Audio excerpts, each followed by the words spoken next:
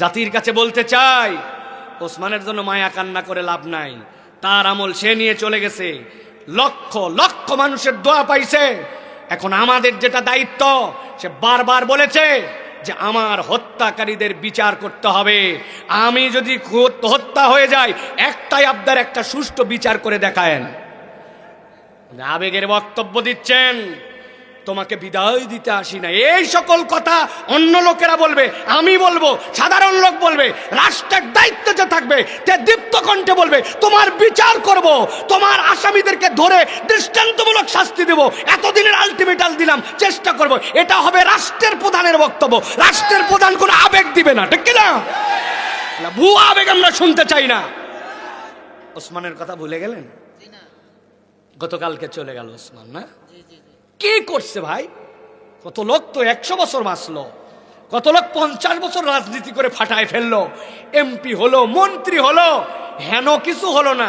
3 বারের প্রধানমন্ত্রী, 5 বারের রাষ্ট্রপতি, এগুলা ডায়লগ শুনছি না আমরা। কিন্তু আল্লাহর বান্দা 32 বছর বয়স পাইল, কি করছে? ইসলামের পক্ষে ছিল, শানিত যুক্তিতে ইনসাফের পক্ষে কথা বলতো, বাংলাদেশকে ভালোবাসতো, আল্লাহ আল্লাহ রসুলকে উপরে তুলতো, ইমানের পক্ষে ছিল। এলজিবিটি কিউ তার বিপক্ষে কথা বলেছে, সে ইনসাফের পক্ষে কথা বলেছে, আল্লাহর বান্দাকে আল্লাহ কবুল করছে, ঠিক কিনা? বয়স হিসাব করো, তোমার আমার বয়স হিসাব করো, 32 হতে কত বাকি, অথবা 32-এর পরে কত ম্যাচে ফেললাম। কিন্তু আল্লাহ কবুল করলে কেমনে 13 বছর এই জায়গায় যায়, ঠিক কিনা?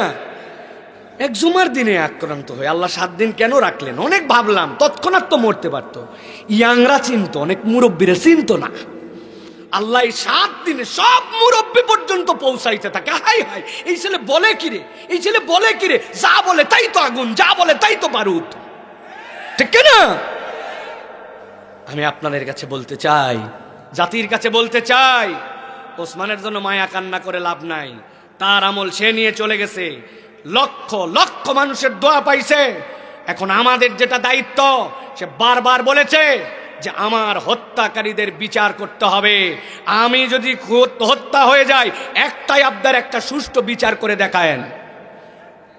আবেগের বক্তব্য দিচ্ছেন, তোমাকে বিদায় দিতে আসি না, এই সকল কথা অন্য লোকেরা বলবে, আমি বলবো, সাধারণ লোক বলবে, রাষ্ট্রের দায়িত্বে যে থাকবে তে দীপ্ত কণ্ঠে বলবে তোমার বিচার করব, তোমার আসামিদেরকে ধরে দৃষ্টান্তমূলক শাস্তি দেব, এতদিনের আলটিমেটাম দিলাম, চেষ্টা করব। এটা হবে রাষ্ট্রের প্রধানের বক্তব্য। রাষ্ট্রের প্রধান কোনো আবেগ দিবে না, ঠিক কিনা? ভুয়া আবেগ আমরা শুনতে চাই না। আবেগ মোটিভেশন দেওয়ার বহুত লোক আছে, ওটা পাড়া মহল্লার লোক ওই কথা বলবে। আপনারা বিচার করে দেখান, হিম্মত থাকলে আসামি নিয়ে এসে দেখান, কোথায় আছে দেখান। একদল কোথার থেকে বলতেছে দেশের থেকে বাইরে চলে গেছে, আরেক দল বলছে দেশে আছে। এত বিভ্রান্তিকর কথা আমরা শুনতে চাই না। আমরা ওসমান হাদির বিচার দেখতে চাই। প্রিয় ভাইয়েরা, আপনারা শপথ নেন আল্লাহ রাব্বুল আলামিনের জন্য ডেডিকেটেড হওয়ার, কোরআনের জন্য ডেডিকেটেড হওয়ার। হাদির আবেগ বিক্রি করলে হবে না। আমরাও এই বক্তব্য দিয়ে আপনাদের কাছে কেবলমাত্র একটা আবেগ সৃষ্টি করবো, এটার কোনো লাভ নাই। হাদিকে অ্যানালাইসিস করেন, 3টা জিনিস তার সাথে ছিল। শহীদি তামান্না, এটা হৃদয় থেকে না আসলে হয় না। জীবন আল্লাহর জন্য দিয়ে দিব, এটা কথায় কথায় বলা এত সোজা না।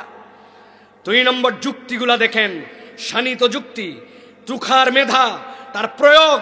আপনি আজগুবি একটা কথা বলবেন, খালি হই হই করবেন আর গরম মারবেন, এই দিন নাই। আপনার যুক্তির পিঠে অকাট্যতা এবং আপনার দালিলিক ভিত্তি থাকা লাগবে, ঠিক না? 3 নম্বরে ইনসাফ, মানসিকতা। আল্লাহ বলেছেন ইন্নাল্লাহা ইয়ামুরুকুম বিল আদলি ওয়াল ইহসান। আল্লাহ দায়িত্ব দিয়েছেন তোমাকে আদালতের পক্ষে থাকতে হবে। You will be the last person, তুমি হবে পৃথিবীর শেষ ব্যক্তি। দুনিয়া একদিক হতে পারে, আমি কখনো ইনসাফ থেকে ফিরবো না, আদালতের বিপক্ষে যাব না, আমার থেকে ন্যায় আনুগতা বিদায় নেবে না। এইটাই হবে আগামীর শপথ, ঠিক না? তরুণ রাজি আছো? রাজি আছো? আল্লাহ কবুল করবেন, আল্লাহুম্মা আমিন। আমরা ওসমানের জন্য দোয়া করবো ইনশাআল্লাহ। তাহলে 1 নম্বরে ঈমান এবং নেক আমল, মনে থাকবে তো? 2 নম্বরে আল্লাহর কাছে যদি ক্ষমা পেতে চাই, আল্লাহ বলছেন ক্ষমা পাওয়ার জন্য উপায় হচ্ছে আল্লাহর কাছে ক্ষমা চাওয়া লাগবে। মনোযোগ দেন, ঠান্ডা মাথায়, এই জায়গায় দিলের বুঝ নেওয়ার মতো কথা আছে। আল্লাহ কোরআনে বলছেন, ওমাইয়া আমাল সুআন আও ইয়াজলিম নাফসাহু, তোমাদের মধ্যে থেকে কেউ যদি ভুল করে ফেলে, আও ইয়াজলিম নাফসাহু, অন্তরের উপরে যদি জুলুম করে ফেলে, সুম্মা ইয়াস্তাগফিরিল্লাহ, এরপরে আল্লাহর কাছে ক্ষমা চায়, ইয়াজিদিল্লাহ গফুরার রহিমা, আল্লাহ বলছেন সে আল্লাহকে গফুর পাবে, রহিম পাবে। তার মানে মানুষ ভুল করবে, মানুষ অন্তরের প্রতি জুলুম করবে, আল্লাহ বলছেন এই যে ইয়াজলিম নাফসাহু, এইটা যদি বান্দা বুঝে ফেলে তাহলে সে আল্লাহর কাছে ফেরত আসতে বাধ্য। সুবহানাল্লাহ। পৃথিবীতে আল্লাহর সৃষ্টি তিন ধরনের। কয় ধরন? একটা ক্ষণস্থায়ী, একটা দীর্ঘস্থায়ী, আর একটা চিরস্থায়ী। বলেন তো প্রথমটা কি বলছি? মুরগি আপনার সামনেই হলো, একটু বড় হওয়ার পরে মা বলছে মেহমান আসছে ধর, আপনি জবাই করে দিলেন, হলো আপনার সামনে, জবাই করলেন আপনি।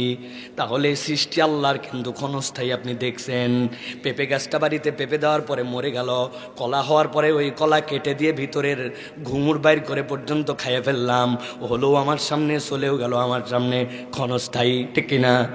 এরপরে দুই নম্বরটা বলছি দীর্ঘস্থায়ী। ওই আসমান আল্লাহ সৃষ্টি করছেন, কবে করছেন জানি না, শেষ হবে কিনা? হবে, কিন্তু আমি কবে হবে জানি না। চন্দ্র সূর্য হইল কবে আমি জানি না, কিন্তু সৃষ্টি হইছে।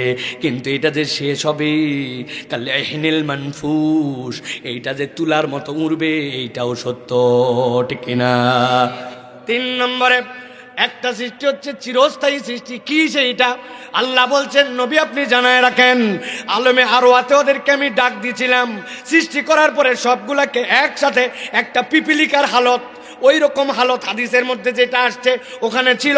তাদেরকে বলেছিলাম আলাস্তু বিরাব্বিকুম ক্বালু বালা, তোমরা কি তোমার রবকে স্বীকার করো কিনা? সব রূহ বলেছিল হ্যাঁ আল্লাহ। আল্লাহ বলছেন ওই রূহকে তোর মায়ের পেটে দিলাম, দুনিয়ায় সৃষ্টি করলাম, এরপরে আমি আল্লাহ মৃত্যু নামক যানবাহন নিয়ে আসলাম, এরপরে তোকে পরকালে নিয়ে গেলাম। রুহু কিন্তু ওই যে আল্লাহর কাছে স্বীকার করে আসছে, চলতেছে জার্নি, চলতে চলতে কবরে গেছি, হাসরে গেছে, মিজানে গেছে, বিচার ফায়সালা শেষ। আল্লাহ বলছেন খালিদিনা ফিন্নার আও খালিদিনা ফিল জান্নাহ, জান্নাতে ঢুকবি অথবা জাহান্নাম। ওই যে আরওয়াতে সৃষ্টি, আর জান্নাতে যাওয়ার পর আল্লাহ বলছেন আর বের করা হবে না। তার মানে ওইটা সৃষ্টির শুরু হয়েছে, শেষ কবে আল্লাহ যারা কেউ জানে না। আল্লাহ বলছেন ওই রুহের জগৎ